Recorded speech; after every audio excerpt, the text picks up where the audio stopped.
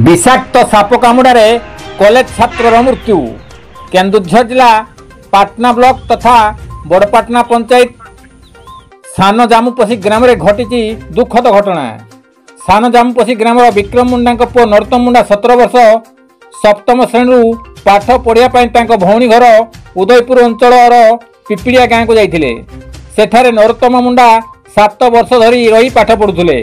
गतकाली राति रे शोइबा समय एक विषाक्त साप नरोत्तम मुंडा को हाथ में कामुड़ी देइथिला, जहा फल नरोत्तम गुरुतर हेबारु तांकर भौणी घर लोक मैंने एक गाड़ी जुगे करंजिया मेडिकल रे भर्ती करथिले।